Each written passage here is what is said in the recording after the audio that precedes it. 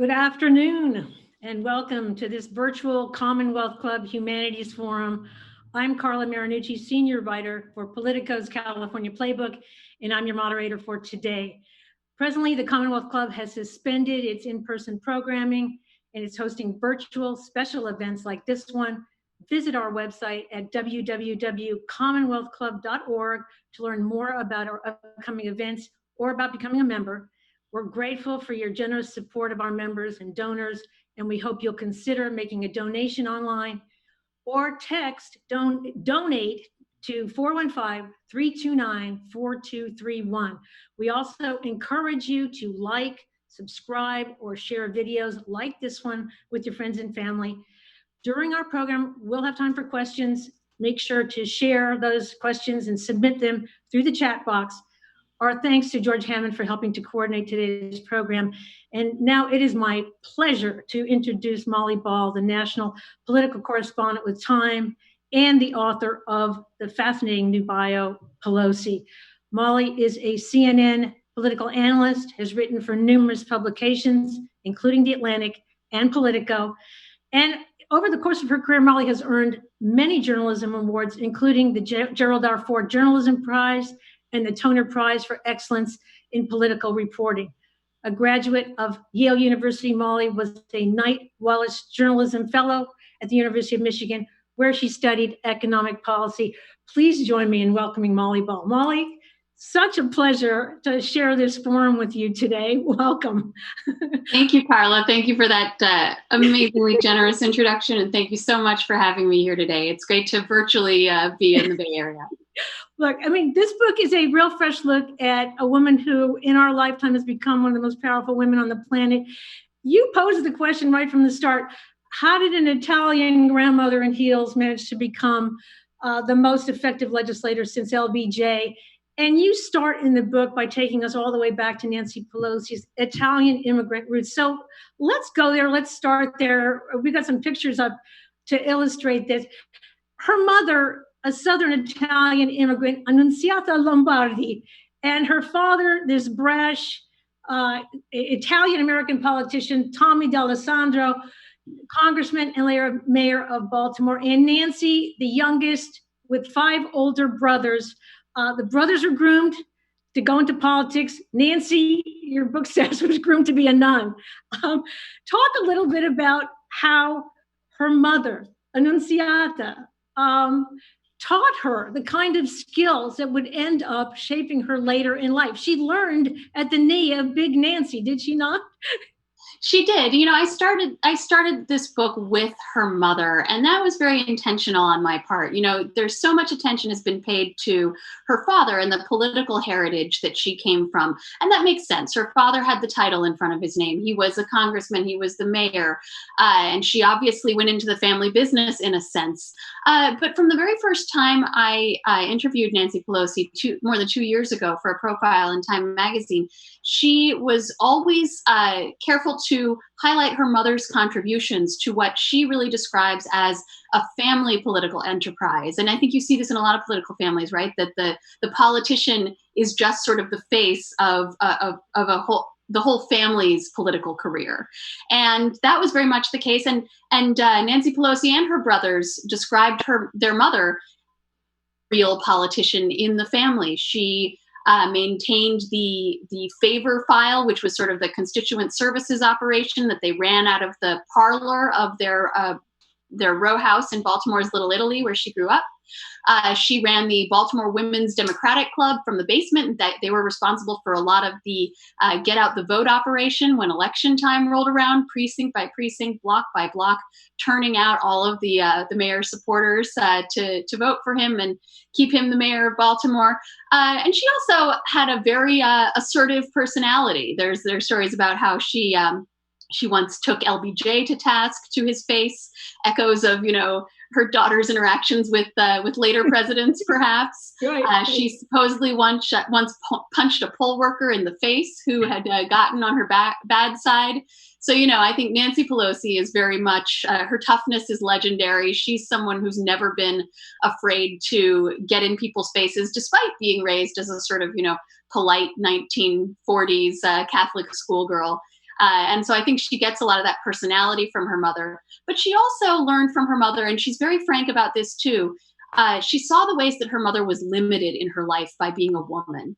Her mother wanted to go to law school. She wanted to be an auctioneer. She wanted to start a business. She wanted to make investments. But in those days, you needed a man's name on the check, a man's signature in order to make those kinds of investments, and her husband wouldn't give it to her. So as she grew up, young Nancy D'Alessandro, little Nancy as it were, she was very mindful of this. She saw the ways that being a woman created limitations for her mother, and that really shaped her a lot too as she forged her way in the world, being a woman and eventually, breaking a lot of barriers as the first woman to lead a party in Congress.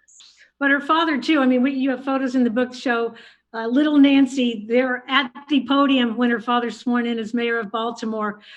She also learned a lot of the skills of political organizing, even as a young girl. Is that correct? By watching Dad and the brothers as well. Yeah, absolutely. And I think it's almost a perfect metaphor for the evolution of the Democratic Party, right? Nancy Pelosi coming from that sort of old school, urban, white ethnic Democratic machine politics of Baltimore in the 40s and 50s. And then fast forward to today, she's the face of a Democratic Party that is increasingly concentrated in coastal enclaves, places like San Francisco, among sort of moneyed elites like the Pelosi family. So it is a trajectory that I think says a lot about how the party has traveled over the course of her lifetime, and she's done a lot to shape that. But her father, absolutely, he was very much about that kind of ground level politics.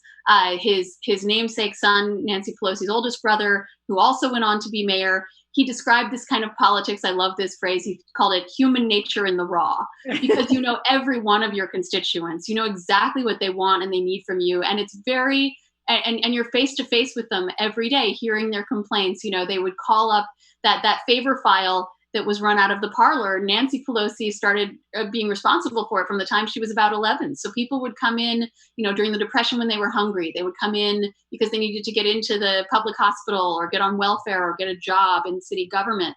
And so it was a very sort of tactile, personal, ground level type of politics. And she really retains that lens on political organizing today.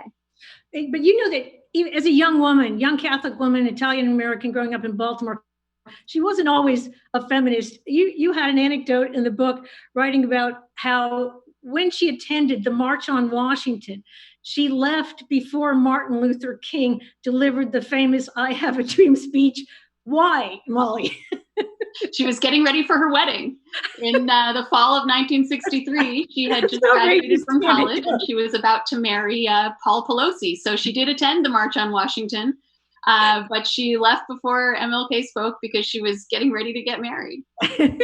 And, married straight out of college. She was that dutiful Catholic housewife. She moved to San Francisco to support her husband's career. And then she proceeded to have 5 kids in 6 years. When did talk about that a little bit about how the passion for politics developed while she's dealing with this horde of toddlers in the house?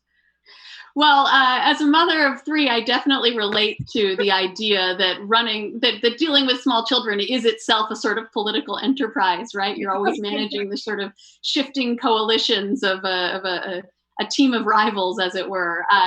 But she was literally born into the Democratic Party, and her family had very strong allegiances to the church, to the party, and to the country. And so it was really sort of in her blood to be a Democrat. And that was always the vehicle for whatever activism that she did. So, in the 60s and 70s, people are out there burning their draft cards. People are marching for all kinds of causes.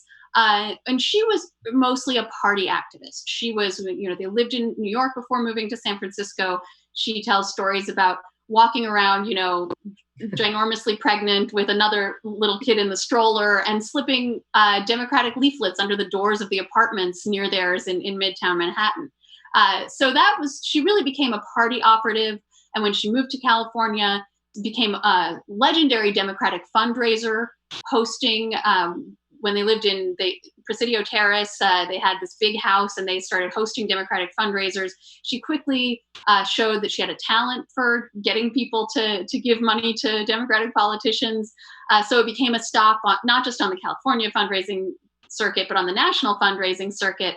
And it was through that work that she got to know a lot of political players, Leo McCarthy, Phil Burton, Jerry Brown, and through her relationships with them and her volunteer activities in the city, she sort of entered politics that way. Her brother-in-law was a Democratic member of the San Francisco Board of Supervisors, Paul Pelosi's older brother, and so she was also sort of inducted into Democratic power networks that way.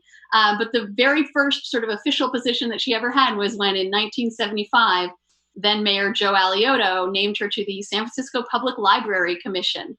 So yes. She sort of, and I think this is also common for a lot of women who get into politics. They come in as a volunteer because so much of women's labor is volunteer work, whether it's, advocating for their child who has special needs in elementary school or volunteering with the local food bank or church or whatever. So it was through volunteering to the library that she then became an official for the first time. I love the anecdote in the book. You have Mayor Alioto called her up and said, are you cooking pasta fagioli today? And she said, no, I'm reading the New York Times, even with all the kids.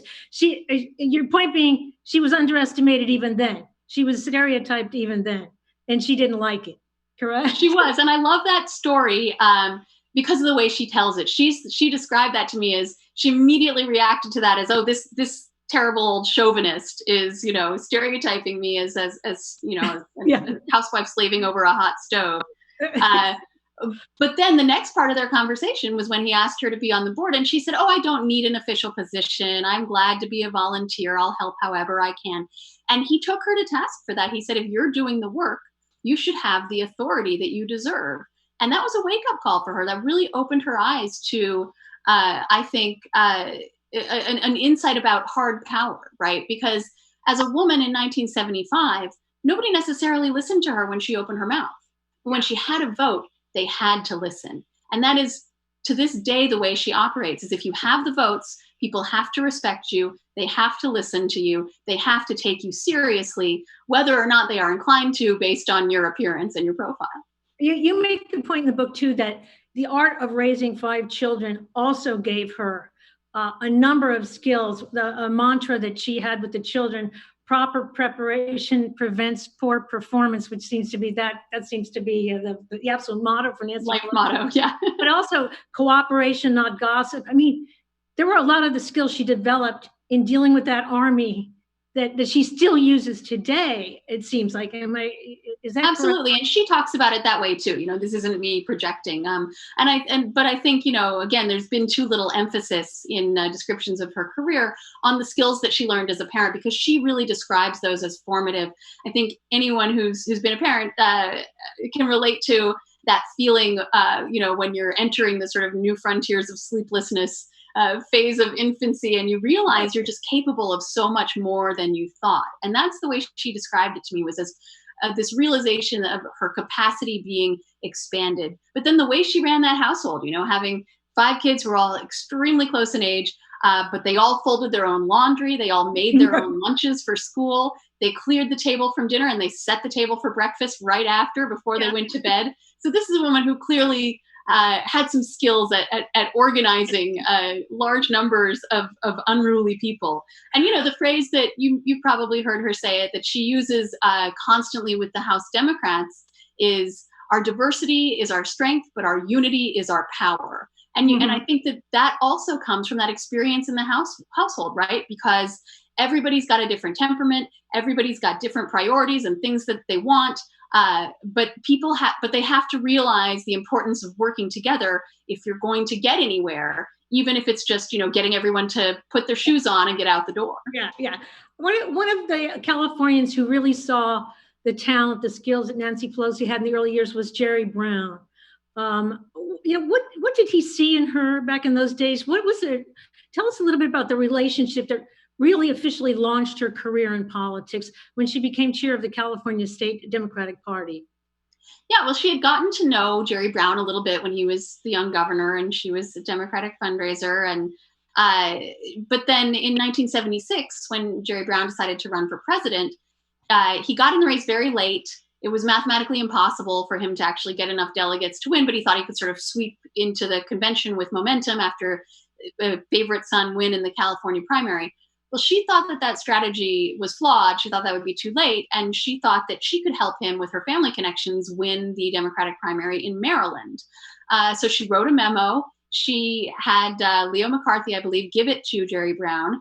And he decided it was worth a try. So he camped out in Baltimore. He stayed with her brothers, and and he went on, a speaking tour where people describe, I wasn't there, but people describe a sort of Obama-like sensation, right, of these crowds of young people flocking to these soaring speeches. And when he won the Maryland primary, it stunned people and sort of established him as a force in that race. Now, of course, he did not win. But when he got up there and gave his victory speech and called Nancy Pelosi the architect of that primary victory, that sort of established her as a strategist, and that's how she saw herself. She didn't think she would ever run for office, but she wanted to be that kind of behind the scenes operative. And so from then, actually Jerry Brown wanted her to run for California Democratic Party chair right away. She said, "I've never even been to a Central Committee meeting," but she agreed to be Northern California chair, and then a couple of years later became chair of the largest Democratic Party in the country. She made an unsuccessful run for the DNC chair in 1984. You mentioned a headline she took from the San Francisco Examiner: "Can a 42-year-old mother of 5 with an Italian name from ultra-liberal San Francisco persuade the good old boys that she can run the Democratic Party?" And a lot of Democrats at that time said no. They wanted a man in the job. You write that this was one of the hardest races she ever ran. Still facing prejudice at that time. What did that teach her as she went forward and then eventually decided to run for Congress at age 47? Yeah, I mean, she describes that race as having sort of taught her about the rough and tumble nature of politics, and also, as you mentioned, the unfairness of being a woman in politics. The biggest sort of blow up of that contest was when she heard through the grapevine that an official with the AFL-CIO had described her as an airhead. And this incensed her, and she went off on him in front of a group of reporters, and there was a public controversy over it. But she sensed the coded sexism and people saying things like, "Oh, we need somebody strong to stand up to Reagan." What she heard from that was, "Oh, we need a man." It also, coming right after the 1984 convention election, when she was instrumental in bringing the Democratic Convention to San Francisco, the origins of the whole San Francisco Democrats idea. But people said, well, the Democrats are going to have a Geraldine Ferraro problem if they put another, Italian liberal woman in charge of the party. And so that was a strike against her as well. So I think she took all of that experience to heart when she got into the rough and tumble game of politics herself. And that was, we got a picture up of the slogan, "Nancy Pelosi, a voice that will be heard." Her decision to run was, of course, so important. She had Phil Burton before him, and then Sala Burton on her deathbed urging Nancy Pelosi to run. It was something she said she never wanted to do, run for public office. What made her make the jump at age 47? And did she still think about motherhood and that being an issue in her life at that time? Yeah, she to this day talks about herself as sort of an accidental politician, someone who never planned to get into electoral politics. I was very skeptical of this, and it seemed weird to me also because she's a very vocal advocate for women owning their ambition and not shying away from wanting to achieve power in their lives. But there are actually multiple points over the course of her career as an operative and fundraiser where people urged her to run for office. She chaired the Democratic Senate Committee's finance operation in 1986, and George Mitchell told her she should run for governor or for mayor, and she said, "No, I'm not interested." It was only when Sala Burton, then Congresswoman, who had sort of inherited her husband Phil Burton's seat in Congress when he died, extracted this deathbed promise, which again is so cinematic. It doesn't seem like it could possibly be real, but there are witnesses. who confirmed that this is actually what happened. And Sala was dying of cancer, and she told her friend Nancy Pelosi she wanted her to run for the seat. Nancy Pelosi gave her promise, and then there was a very hard-fought race, a 14-way race. That's for right. that congressional seat representing San Francisco. I mean, it doesn't happen very often, obviously, and she won by a thin margin. But that was the slogan: "A voice that will be heard." And one of her campaign consultants, when they came up with this, said, "Wait a minute, you're going to run a 47-year-old housewife who's never held office as someone who can be influential and effective?" Yep, that's what we're going to do. And so that was very much her platform. But her at that point, 4 of her 5 children had already left the house, and her youngest, Alexandra, was about to graduate from high school. And so she went to Alexandra and she said, "Mommy has a chance to run for Congress, but if you don't want me to, I won't do it." And in like perfect, rebellious teenage girl fashion, Alexandra rolled her eyes and said, "Mom, get a life." So she took that as permission to go ahead and do the race. But it's interesting because she never had the experience that a lot of people in my generation have of balancing work and home. I mean, she certainly was a very active, player in the party, was doing a lot of things besides being a housewife during the time her kids were little. But she didn't quite have that experience of being a working mom in the way that a lot of people do today. Yeah. Phil Burton described her many skills but said that over everything else, she was operational. What did that mean? What does that mean? I think that you said that is a perfect description of how she operates in politics. Absolutely. I think that's the best sort of adjective to attach to Nancy Pelosi, and what Phil Burton meant by that, it was sort of his highest term of praise. And what he meant was she's focused on results. She gets things done. She's not out there to showboat or to hear herself talk or have people, look at her admiringly. She's out there to accomplish things. And if you look over the career of Nancy Pelosi, there's so many episodes where she put results ahead of everything else, ahead of her image, ahead of, what people thought of her, ahead of whatever. Because she is operational. She's very much an instrumentalist. And that was what Phil Burton was, this like legendarily rough around the edges, sort of, vulgar, hard fighting, crusading progressive.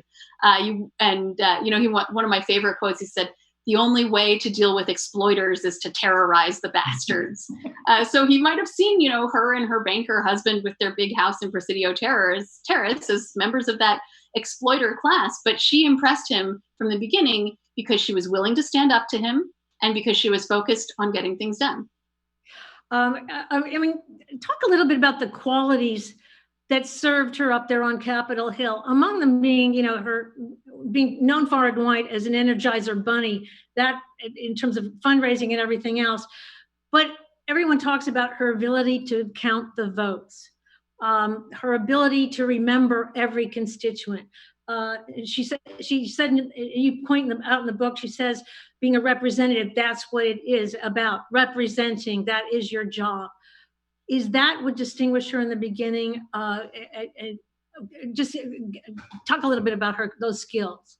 Yeah, well, because of her background as a fundraiser, she came to Congress extremely well connected, right? She estimated that she already knew 200 senators and members of Congress personally. You point out, I'm sorry, that she became the first daughter in history to succeed her father in Congress among many of the landmarks. That's right. Although she did it, without being able to use the D'Alessandro name and in a place, 3,000 miles from Baltimore.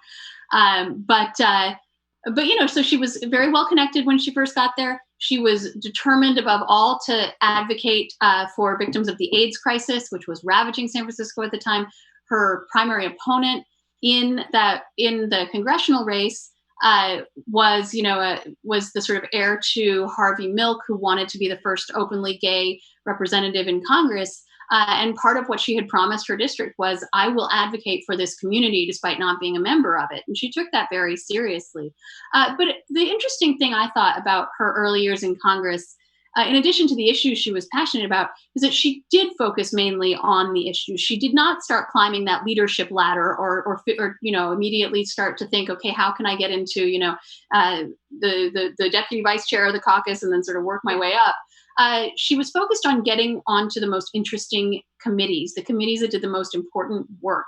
She failed in her first run to get on the Appropriations Committee. She succeeded the second time. She served on the Ethics, the Intel. She's still the longest serving member of the Intelligence Committee. So she really focused on, and this was also a piece of advice from her older brother, Tommy, who said it's very hard for them to diminish you if you know what you're talking about. And I think you see this with a lot of women who get into positions of power. They prepare to a maniacal degree because, again, they know that they won't necessarily be taken seriously when they walk into a room. They can't necessarily sort of coast on glib arrogance and have people assume that they know what they're talking about the way some men are able to do. So she was always, as you say, she had this tremendous level of energy. Her staff from the beginning was amazed that by how consumed she was by her work, how she hardly seemed to eat and never seemed to sleep. But she really focused on doing the work and knowing all of the issues. And so when she did a decade later make a bid for a top leadership position, she had earned people's respect as somebody who knew the substance. And of course, I mean, she's renowned for knowing how to keep this often rebellious caucus in line, herding the cats, as they say. Some of those are mommy techniques you point out. The ability to be disappointed in people, but not go off on them. That contributed to some of that power. In fact, you mentioned that her mantra has been "Know thy power." That was something that former Congresswoman Lindy Boggs said to her at one point. It was around the time of the '84 convention, and Nancy Pelosi was worried she was taking on too many roles, too many different committees and so on. And Lindy Boggs said to her in her Southern accent, "Nancy, know thy power." And that became the name of her memoir. It's a lesson that she often tries to impart, particularly to young women who she's trying to get to run for office. And it's very much, as you said, reflected in the way she runs the House. You have to know where the votes are if you're going to get anything done. And you can see this exasperation that she has for anyone who's more interested in sort of debating the finer points of what ought to be. Because if you don't have the votes, all of that is meaningless, at least if you're Nancy Pelosi. Yeah. We got a lot of questions on what's going on currently with her and Trump, and I want to get to those. One of the questions that kept coming in is, what surprised you most about writing this book with regard to Pelosi? There were a lot of things that I found surprising, but something that I mentioned earlier, just her ability, her willingness to get in people's faces, her aggressiveness, which really, for someone raised to be a nun, is a pretty surprising sort of innate characteristic. This is someone who went to Tiananmen Square in 1991 and Right. defied Chinese authorities to protest on behalf of human rights and democracy, chased out of the square by the Chinese police, having sneaked out of her hotel room with a couple of other congressmen, one of whom, fun fact, played Cooter on the Dukes of Hazzard. I just love that detail. Went on to be a Democratic congressman. She took on the male power structure to run for House leadership and become the first woman to lead a party in Congress. She was very against the Iraq War at a time when a lot of top Democrats, including Hillary Clinton and the leader of the House, Dick Gephardt, a lot of Democrats thought that this was political poison and they needed to be seen, standing by George W. Bush, the wartime president. She believed, as having seen a lot of the classified intelligence from her perch as top Democrat on the Intelligence Committee, she didn't think that the case for war was solid, and she thought that the war was a bad idea. And she actually whipped her colleagues against their own leadership and got a majority of the House Democrats to vote against the war resolution. So this is someone who that steel spine that people always talk about her having. I think she was born with that, and she, from Phil Burton to Donald Trump, has always been willing to stand up to people, to interrupt them, to know her own power, and to make sure that no one else tries to speak for her. You know, that image that's on the cover of my book, that famous meme of her walking out of that meeting with Trump. The reason that became such a sensation was because with what happened inside the room when, you know, Trump tried to say, oh, Nancy can't talk right now, she's in a tough situation with her caucus, and she interrupted him, put her hand in his face, as she often does. She once said that she knows people think it's rude to point, but she just can't help it. It's just the way she is. And said to him, Mr. President, please don't characterize the strength that I bring to this meeting as the leader of the House Democrats who just won a big victory. And it was that moment that I think, you know, a lot of liberals and Democrats, and particularly liberal women, who were whose activism and voting and candidacy was the engine of that Democratic victory in 2018. For a lot of those people, that was really exciting to hear someone, especially a powerful woman, stand up to Trump in that way. And that was what made that image really go viral. That was an iconic moment. So was the moment when she became Speaker of the House, surrounded by all those children, including her grandchildren. I think a lot of women saw that as one of the moments to always remember. I want to talk a little about her relationship with Barack Obama during those years, passing the ACA, the Affordable Care Act. You point out in the book that Obama's given a lot of credit for that, John McCain, of course, but Pelosi was in many ways the heavy lifter who got that over the finish line, and was never really given enough credit. Do you think, I mean, talk about the fight that she put on and how much muscle she put into passing that Affordable Care Act.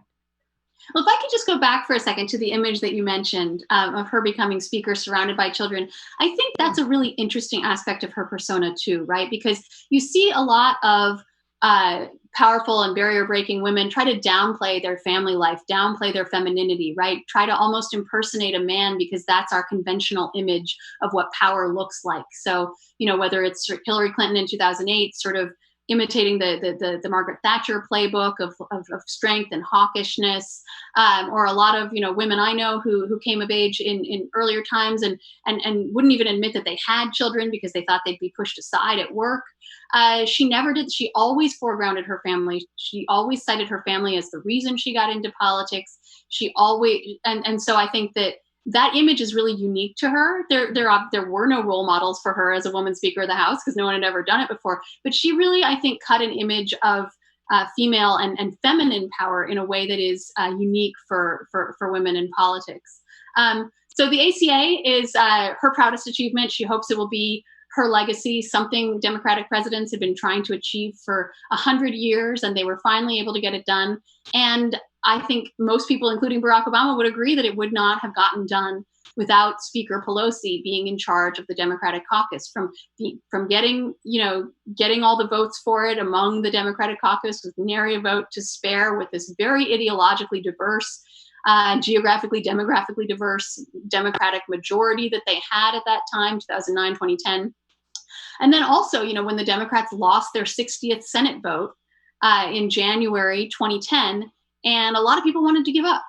Rahm Emanuel, the White House chief of staff, other political advisors of the president, Obama in some interviews, he denies it now, but seemed to be going wobbly a little bit. And it was Nancy Pelosi who, at a meeting in the Oval Office, you can almost imagine her putting her finger in his face, although I don't know that was the case, saying, Mr. President, I know people are urging you to take, she called it the namby-pamby approach, but we've come too far to stop now. And he agreed with her, he took her side, and then everyone thought it was impossible for her to get that Senate bill through the House and do the whole reconciliation two-step that they did. She got it done, and against the odds. And again, I think that a lot of people today would agree that it wouldn't have gotten done if she hadn't been there. There were a lot of dark years after she won the speakership and lost when the Democrats lost the House. And you point out how that is when Republicans turned and made her the target of all their anger and their political operations. They raised money against her, the San Francisco Democrat. There was a whole campaign, FireNancyPelosi.com. How did she sustain those kind of attacks? Many of them incredibly personal, dealing with her dress, her physical appearance, etc. But she has weathered it all. She seems to brush it all off. How has she done that? From the very beginning of her being involved in politics, she's never wanted to hear about people's negative opinions of her. She'd say, don't tell me about that. Go out and help the cause. Go out and do more organizing, raise more money, get more votes. And that is her attitude. She just has a very thick skin for this stuff. It started a little bit earlier, but really starting in earnest in 2010 when the Republicans won the House back. They spent tens of millions of dollars every cycle, hundreds of millions of dollars in total on ads associating congressional candidates all over the country with the image of Nancy Pelosi and the idea of San Francisco values, which Nancy Pelosi believes is essentially a homophobic dog whistle. She believes that when Republicans say San Francisco values, what they're saying is gay rights. And so, she never seemed to take it personally. And she always, like you said, sort of let it roll off her. When you ask her about it, as I have and others have, she says, well, if I weren't effective, I wouldn't be a target. But there is clearly something, and I'm not saying any of this is unfair, right? She's not the first congressional leader to be attacked on a national scale. And politics ain't beanbag. We all know that. In fact, it was quite true. It was quite warranted for Republicans to say to constituents of, a conservative Democrat in North Carolina, well, when you vote for this person, you're really voting for Nancy Pelosi, the San Francisco liberal, to be Speaker of the House. That's true. And politics has become increasingly nationalized over the decades she's been in politics. But it is an unprecedented onslaught. And there's clearly something visceral about it, right? It clearly is about more than just policy. The reason Republicans have kept doubling down on this attack is that they could see that just bringing up her name got under people's skin. The Republican-based voters just got angry when you even mention Nancy Pelosi. There's something about her that just really fired up the Republican base and got them out to vote. Something much more intangible than just, here are her extreme liberal policy positions. And so, she would not have been able to survive if she didn't have that ability to sort of shut out on all the noise and focus on her job running the House and running the Democratic caucus. But I do think that at some point she did start to see that it was a liability for the party and something that had to be dealt with, not in order to save her own ego, but for her to be able to keep the speakership and be effective once she started getting challenged for leadership in 2016 and 2018. Yeah, and I find that she went through issues with her own party. She took attacks from her own party on her age, on whether she had her day, and yet she decided to hang in there. What kept her? What fired her to keep going, to hang in there, despite she was getting a lot of heat from some of the progressives in her own party and challenges, as you mentioned. I mean, that was a key moment in her career. No, well, she would certainly point out, and I don't speak for her, but she would certainly point out that she never had less than 2/3 of the support of the caucus. So even at her lowest moment, when she lost 63 votes to Tim Ryan after 2016, she's always commanded the loyalty of a solid majority of the Democratic caucus. But yeah, there was a lot of angst about her leadership. The whole leadership team, her, Steny Hoyer, Jim Clyburn, having been there for 15 plus years, it had kind of frozen the Democratic caucus in place, so ambitious younger members can't move up, and that's frustrating for a lot of people who want to have their own glorious political careers in the House. And so, there was a lot of angst about her inside the party, and she did stay on when a lot of people expected her to leave, but especially after losing the House in 2010. She would always say that she had to protect the Affordable Care Act. That was her primary mission, and the reason she stayed. She couldn't allow the Republican majority to roll it back, to repeal it. And she's clearly a very persistent, not to say stubborn human being. But one of her former aides described her to me in a way that has really stuck with me. He said everything she does is rooted in this combination of obligation and confidence. You could call it entitlement even. That, she looks at a situation and she thinks, well, somebody's got to do something. And then she looks around and she says, and I'm the best one to do it. Nobody else can do this as well as me. Okay. And so repeatedly on occasion after occasion, she's looked around and said, well, someone's got to do this, and I'm the one who has to do it. And so, in 2016, she has told me and others that she would have considered stepping down if Hillary Clinton had won, because there would be a woman at the table. But when Trump won, she felt that someone strong had to be in there to save the Affordable Care Act. She was not able to prevent the repeal from passing the House, but she was involved in a lot of the activism that helped ensure that it was defeated in the Senate.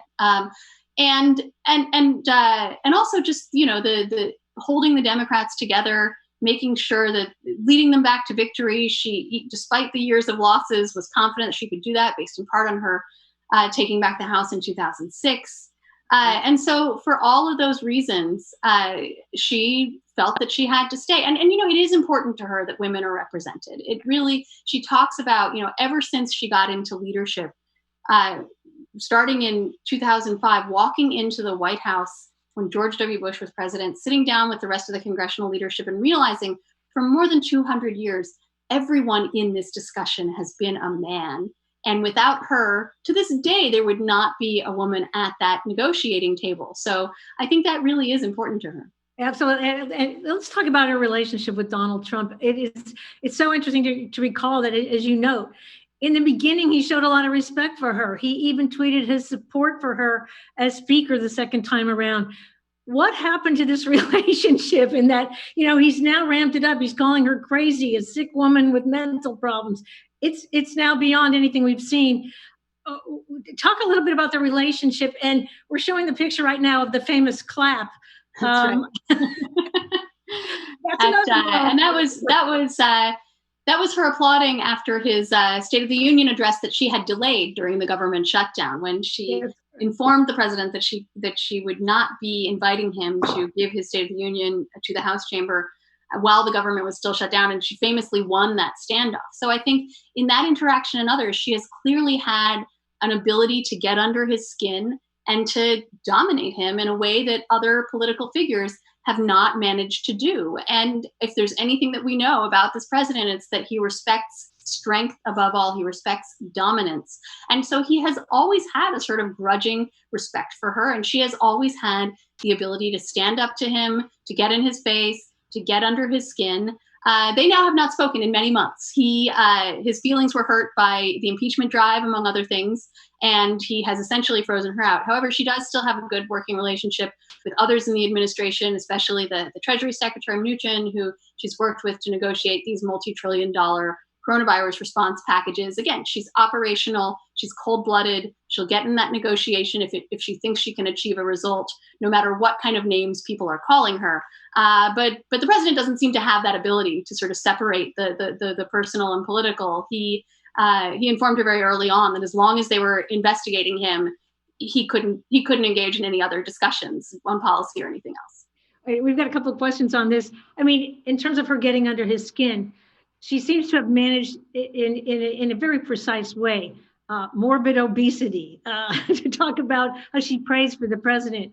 He seems to really rankle at those responses. Are those absolutely calculated, or is that Pelosi being mommy to the five unruly children? Yeah, no, I think she's just telling us how she really feels. A lot of people have asked me about that moment where she ripped up the speech after the most recent State of the Union. And did she plan that? All of my reporting and my instincts tell me that was an absolutely spontaneous display of what she really felt.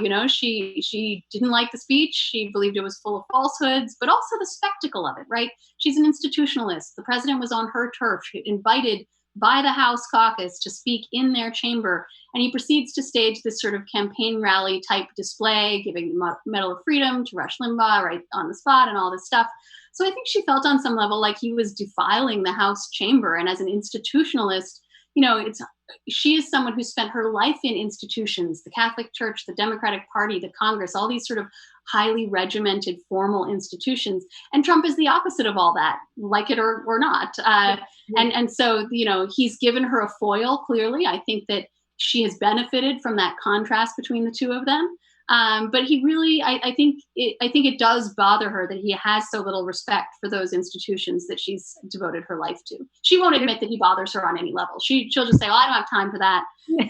He is what he is, and let's focus on what we can do."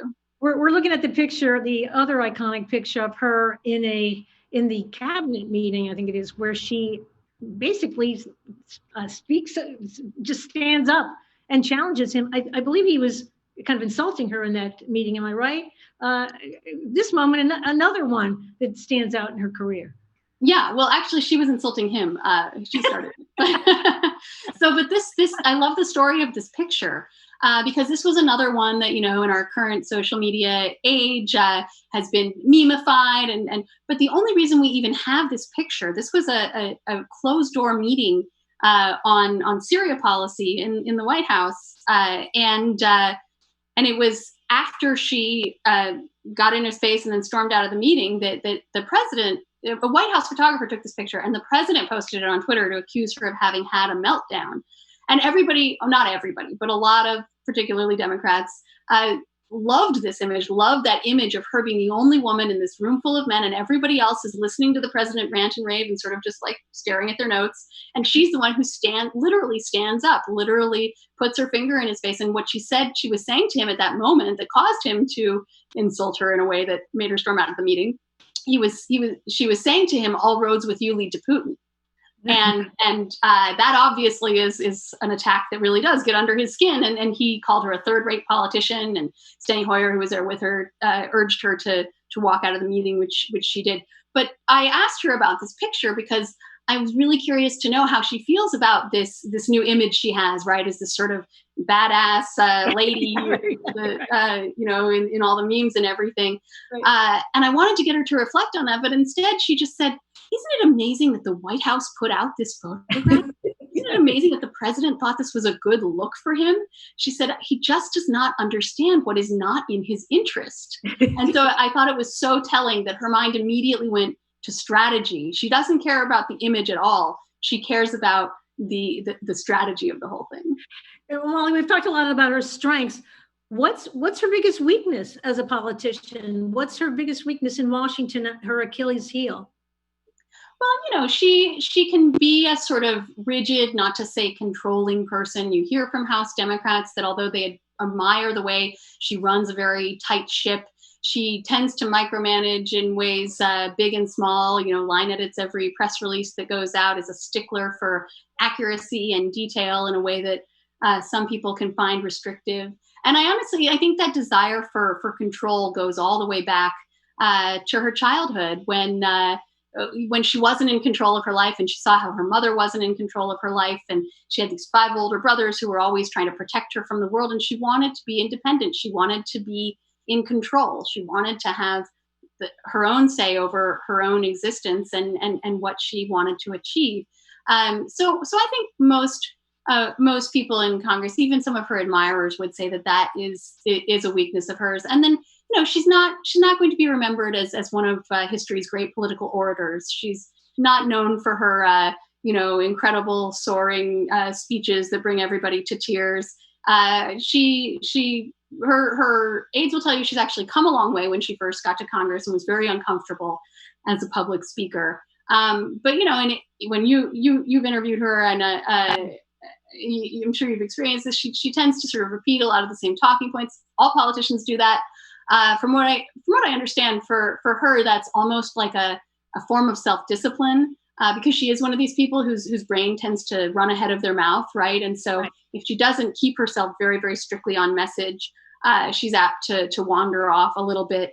But she also, again, she cares about results more than she cares about what people thought of whatever speech she's giving. So she wants to drive that point home. And if that means repeating Republican tax scam 150 times in the space of 5 minutes, just so you'll get the point, she's going to do that. She's going to drive the point home and make sure everybody gets it, regardless of whether that makes for, a really inspirational address. A lot of folks want to know, what's her relationship with the younger members of Congress? She's been there now for more than 3 decades. It's a different style. They're far more progressive. How is that working out for her? Yeah, well, she has obviously clashed with the AOCs of the world and the Squad, particularly in the 2019 battle over border funding. But it's important to remember, that all 4 members of the Squad voted for her for Speaker, and I suspect they would do it again.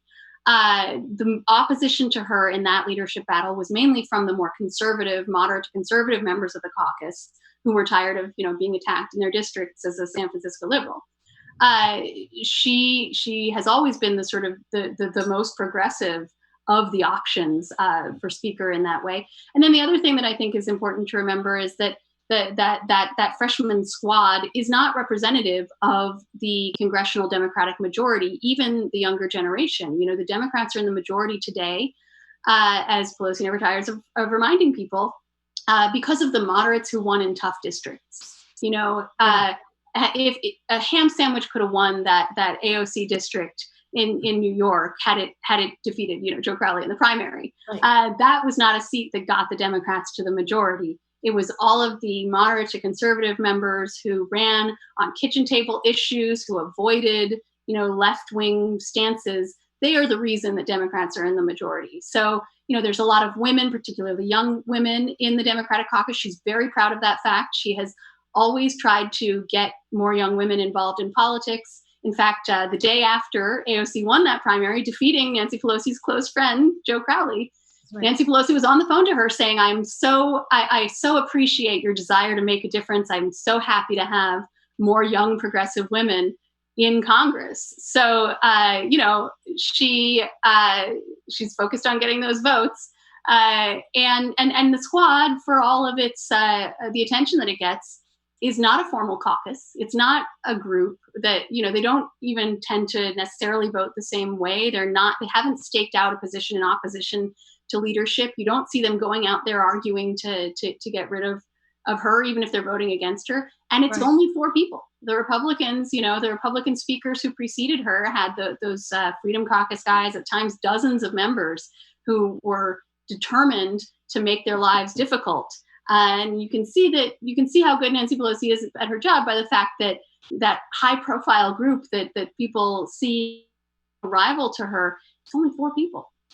Yeah. I mean, but is her style, is the Pelosi's old school style of politics, calling constituents, keeping in touch, sending those notes to people around the district? Remember, we're in an age of social media now. Does the squad do that? Is it a vestige? Is her style a vestige of the past?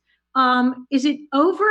Is she the last of the last to deploy that in terms of, is it a whole new world now with regard to these younger members?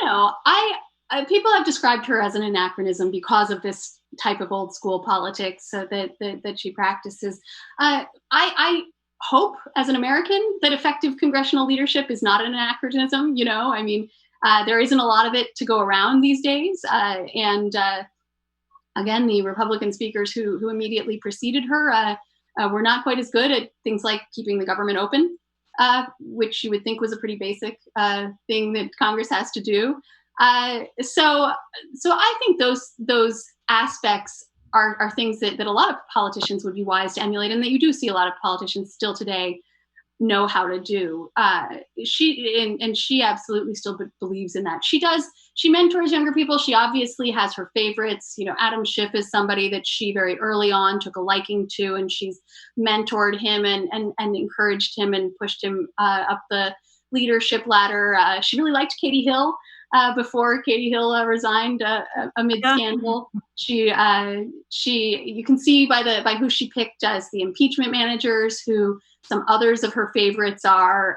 Val Demings from Florida, I think, is a newer member, although she's not so young, that Pelosi thinks has the potential to be really effective. So I think a lot of these skills are timeless. A lot of people wanting to know, so what comes next for her? You're mentioning some of the names and members that she has favored. First of all, what happens in the election? If it's Biden, if it's Trump, does she stay on? Does she give up the gavel? Does she stay in the job? What's your sense on that, Molly? So I have no idea, and I don't make predictions, and it isn't something that she talks about. It gets quite prickly when you bring it up. She'll accuse you of ageism and sexism and everything else for even mentioning it. And why don't you go ask Mitch McConnell? He's also getting up there in years. She claims that you have to take off 20. She points out that her political career is about 20 years shorter than her male contemporaries because she didn't start till she was finished raising her children. That is not actually how chronological age works. You don't get to just subtract 20 because yeah, right. It's true. But so, you know, she doesn't want to lame duck herself, understandably. She is election, and that's all she'll say about the potential for her retirement. But, you know, something that I reported in the book had not previously been reported, when she went through that leadership battle in 2018 and finally made a deal with the moderates in the caucus to get her the votes on the floor to be speaker again. The deal she accepted was a term limit that would mean that she would 22. And after accepting that condition, she walked into her next meeting and described it as sort of a fake concession. She said, well, I was planning on leaving after 2 years. So to have 4 years, they just gave me something and they don't even know it. And this is a common negotiating tactic of hers, is to, and of a lot of effective negotiators, right? Pretend you're making a really painful concession when actually you're not giving up anything that you even did. So at least at the time that she became speaker again in 2019, she was thinking of this as potentially her last.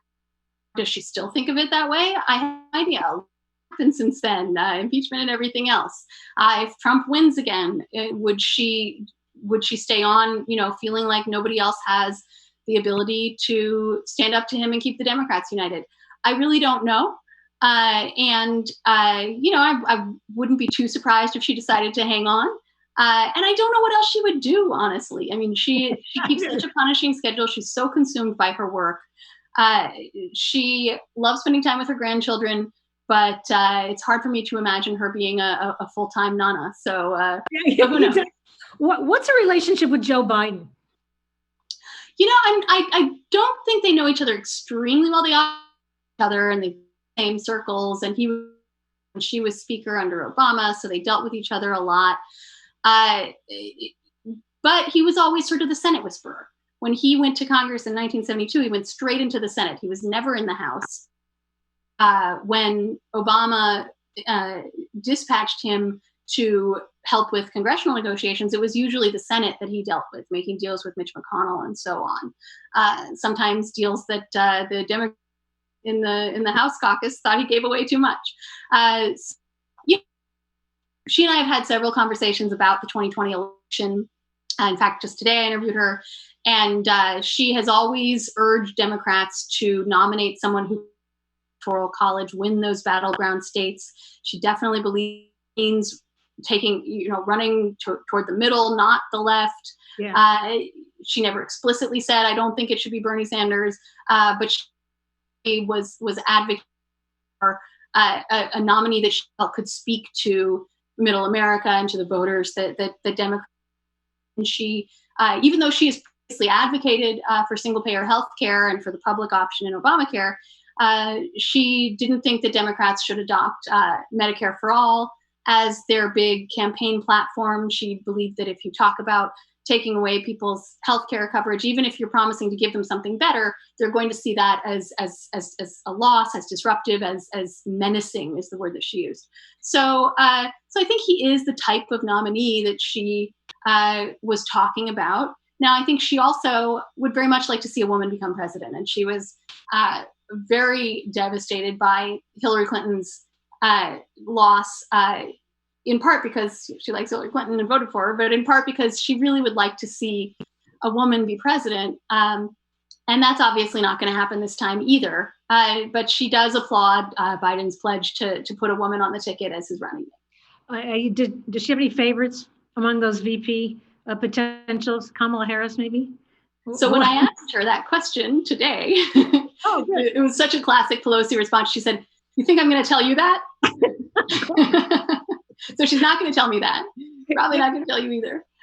She has previously mentioned Val Demings. I think she always likes to spotlight House members who are in the mix. And that's as caucus management as much as anything on her part.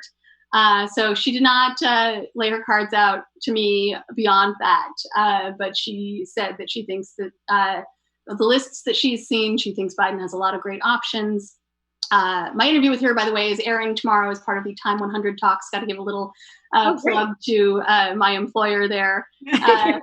But But yes, she's not who her favorites are, but she's happy that we're going to see what it was funny to actually that we talked about Geraldine Ferraro a little bit earlier.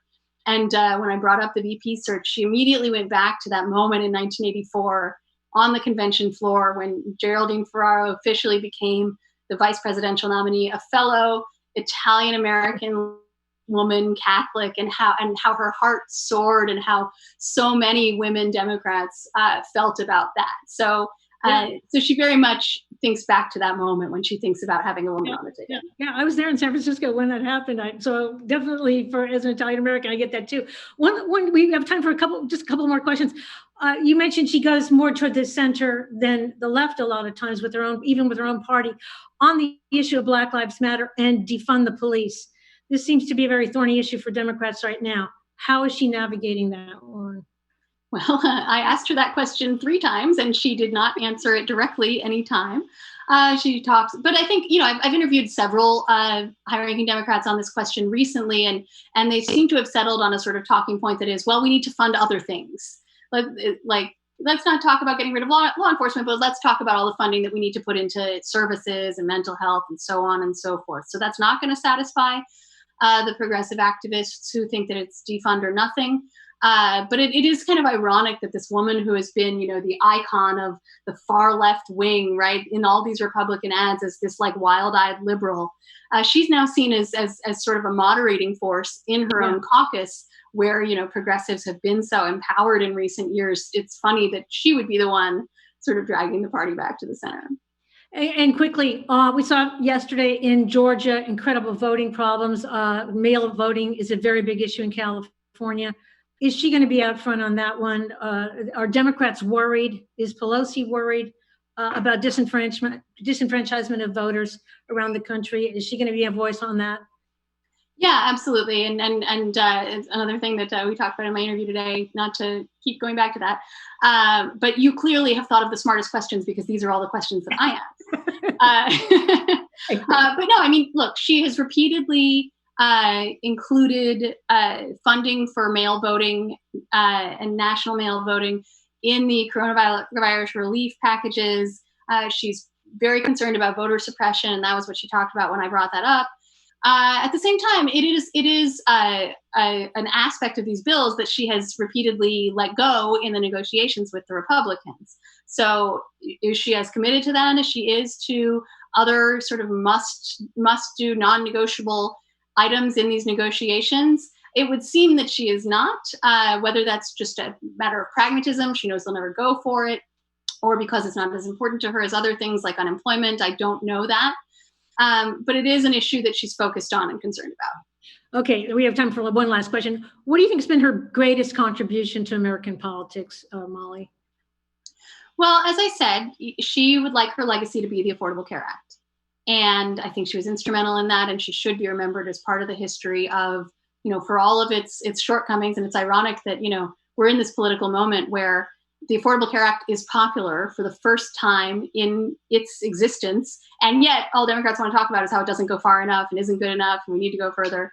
But it is a form of universal. It's the first ever, universal guarantee of access to healthcare coverage in American history. She's very proud of that. I think deservedly so. Don't ask, don't tell. Environment, other issues. She sees climate change as her biggest sort of piece of unfinished business. The House passed a cap and trade bill on her watch in 2009. Didn't go far enough for a lot of people in the environmental community. In fact, Greenpeace refused to endorse it. It is still the only major climate legislation to pass a House of Congress. So you see there her pragmatism. She'd always rather take that half a loaf, take that baby step on an issue she cares about, even if it doesn't go as far as she would like. And then, the legacy she leaves as the first woman speaker, I think is really important. She broke that marble ceiling, still the first woman, still the only woman ever to lead a party in Congress. That she really had to fight to achieve that. When she first put her name in the running to go for leadership, the male House power structure said, well, who said she could run? Yeah. And when that word got back to her, she was infuriated by the idea that she should need anybody's permission. And she said, well, that just lights my fire. She takes that as motivation.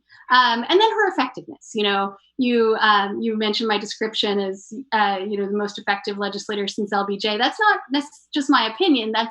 I'm not a political scientist or historian, but a lot of people who are say that she ranks up there with LBJ, with Sam Rayburn, with the great legislative leaders of history. And not only has she done it, in the Ginger Rogers mold, backwards and in heels, but she's done it at a time of unprecedented congressional dysfunction, right? At a time when it's harder than ever because of partisanship, which she's arguably contributed to, but partisanship, polarization, the negative nature of politics, she has still found ways to get things done. And I think that that's really remarkable, and people will remember that. And in 4-inch heels, we may add. So I want to congratulate you for such a great read. It's a great book. I highly recommend it. And we have to thank Molly Ball, national political correspondent for Time Magazine today.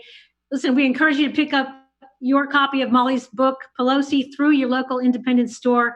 Many thanks to all of you who have joined us online today. I'm Carla Marinucci, and this virtual program of the Commonwealth Club is adjourned. Thank you. Thank you, Carla, and thanks everyone for coming.